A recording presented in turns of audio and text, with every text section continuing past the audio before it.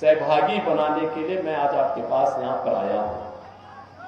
बहनों और भाइयों, आज हमारा देश बदल चुका है। एक नए भारत का हम दर्शन कर रहे हैं। मोदी जी के नेतृत्व में एक भारत श्रेष्ठ भारत की परिकल्पना साकार हुई है। एक ऐसा भारत दुनिया के अंदर जिसका सम्मान है, एक ऐसा भारत जिसकी सीमाएं सुरक्षित है, एक ऐसा भारत, याद करिए, ये कांग्रेस और आरजेडी की सरकार थी। अयोध्या में आतंकी हमला हुआ, काशी में आतंकी हमला हुआ, ये पटना में सीरियल ब्लास्ट हुए और देश के अंदर अलग अलग कोनों में जब विस्फोट होते थे, सुबह की शुरुआत होती थी किसी बड़े घोटाले से और शाम आते आते किसी बड़ी आतंकी वारदात की सूचना आती थी। हम लोग सांसद हुआ करते थे, रविशंकर प्रसाद जी भी सांसद हुआ करते थे, और जब हम लोग इस मुद्दे को उठाते थे, सरकार से कहते थे, कांग्रेस नेतृत्व की यूपीए सरकार से कहते थे आतंकवादियों से निपटो, इनके खिलाफ कार्रवाई करो, तो ये कहते थे आतंकवादी तो सीमा पार के हैं। और आज मोदी जी के नेतृत्व में आतंकवाद और नक्सलवाद समाप्त। अब तो पटाखा भी जोर से फट जाए ना तो पाकिस्तान पहले सफाई देता है, कहता है साहब मेरा हाथ नहीं है। उसे मालूम है नया भारत है, छेड़ेगा नहीं, लेकिन कोई छेड़ेगा तो उसको छोड़ेगा भी। ये नया भारत है। और मैं कहना चाहता हूं कांग्रेस और आरजेडी के लोगों से, जो लोग पाकिस्तान का राग अलाप रहे हैं, का ये भारत पे बोझा बने हुए हो, अरे जाओ पाकिस्तान। अरे हिंदुस्तान में मोदी जी तो 80 करोड़ लोगों को फ्री में राशन दे रहे हैं। पाकिस्तान में कोई भीख भी नहीं देने वाला है, क्योंकि वहां पे स्वयं भूखों मर रहे हैं। जितनी पाकिस्तान की आबादी है उससे बड़ी आबादी को मोदी जी ने 10 वर्ष में गरीबी रेखा से उभार करके खुशहाल जीवन जीने की ओर अग्रसर किया है। बहन और भाइयों, 60 करोड़ घरों में आज मोदी जी ने 60 करोड़ लोगों को देश में 5 लाख रुपए की आयुष्मान भारत की मुफ्त उपचार की सुविधा दी है।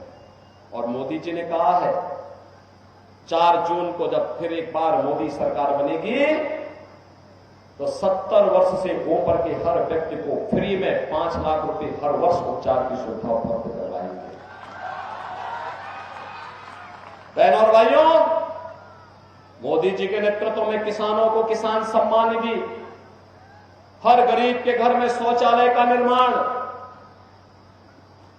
हर घर में उज्ज्वला योजना के कनेक्शन, 4 करोड़ गरीबों के मकान बन गए हैं। और मोदी जी ने कहा 4 जून को जब फिर एक बार मोदी सरकार बनेगी तो बहन और भाइयों, उस समय जितने भी गरीब होंगे सबके लिए एक एक मकान की स्वीकृति भी उसके साथ ही प्राप्त हो जाएगी। भारतीय जनसंघ के समय से लड़ाई लड़ी जाती थी, एक देश में एक प्रधान, एक विधान, एक निशान होगा। कांग्रेस जबरदस्ती धारा 370 को, इस बोझ को देश के अंदर लादी हुई थी।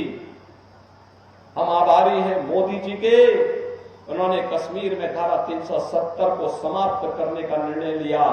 और हम धन्यवाद देना चाहेंगे, अभिनंदन करना चाहेंगे रविशंकर प्रसाद जी का, जिन्होंने न्यायालय में इस लड़ाई को लड़ा। कश्मीर में धारा 370 हमेशा के लिए समाप्त होकर के आतंकवाद की ताबूत पर अंतिम कील ठोकने का काम भी कर दिया। बहनों और भाइयों, आज नया भारत सम्मान भी दे रहा है, सुरक्षा भी दे रहा है, विकास के बड़े बड़े कार्य, हाईवे 4 लेन, 6 लेन, 12 लेन के, रेलवे, वंदे भारत, अमृत भारत और नमो भारत के रूप में, एयरपोर्ट की सुविधा, 1 डिस्ट्रिक्ट 1 मेडिकल कॉलेज की सुविधा, AIIMS, IIT, IIM, IIIT, NIT और वर्ल्ड क्लास यूनिवर्सिटी का निर्माण देश के अलग अलग कोने में हो रहा है। हर घर नल की योजना के माध्यम से शुद्ध पेयजल की आपूर्ति आज मोदी जी की प्राथमिकता है। एक नया भारत विकास भी कराता है और गरीबों के कल्याण के लिए, उनके जीवन में खुशहाली लाने के लिए कार्य भी कर रहा है। ये नया भारत अयोध्या में रामलला का भव्य मंदिर भी बनाता है, काशी में काशी विश्वनाथ धाम का निर्माण भी करता है, और काशी और अयोध्या जब पूरे हो चुके हैं तो अब हम मथुरा की तरफ भी थोड़ा थोड़ा उधर भी जा रहे हैं, क्योंकि भगवान हमारे कृष्ण कन्हैया कहां इंतजार करने वाले हैं। कृष्ण कन्हैया के कार्य को आरजेडी नहीं पूरा करेगी, क्योंकि उसको तो वोट चाहिए। उसका काम तो राम भक्त ही करने जा रहे हैं, राम भक्त इस कार्य को भी आगे बढ़ाने जा रहे हैं। और इसलिए बहनों और भाइयों, आज हम सब आपके बीच आए हैं। याद करिए, आरजेडी की सरकार और कांग्रेस की सरकार इस बिहार में क्या थी? पहचान का संकट खड़ा कर दिया था।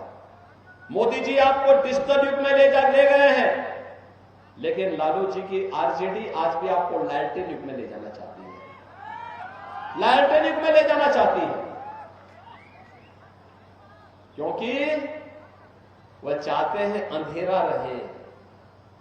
अंधेरा रहेगा तो अंधेरे में ही डकैती पड़ेगी, इसलिए नहीं चाहते हैं विकास हो जाए। इसीलिए उन्होंने विकास भी नहीं किया है, विकास कराएंगे भी नहीं। क्या स्थिति थी? न बेटी सुरक्षित थी, न व्यापारी सुरक्षित था। बिहार का नौजवान कहीं बाहर जाता था, हमें दया आती थी। देश को नेतृत्व देने वाला बिहार, प्रतिभाशाली हमारा युवा पहचान के लिए मोहताज होता था। क्या कर दिया था लालू जी ने? तो यहां पर क्या स्थिति पकड़ा दी थी? बहनों और भाइयों, 2017 के पहले यही स्थिति उत्तर प्रदेश में थी, और उत्तर प्रदेश में आपने पिछले 7 वर्ष में देखा होगा, एक भी दंगा नहीं हुआ। जितने दंगाई थे, सब दंगाइयों को एक एक करके राम नाम सत्य की यात्रा में भेज दिया गया।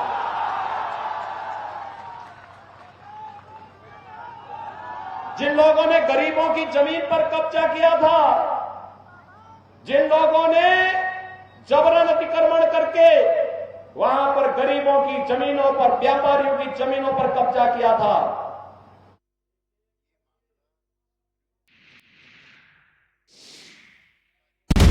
आप देख रहे हैं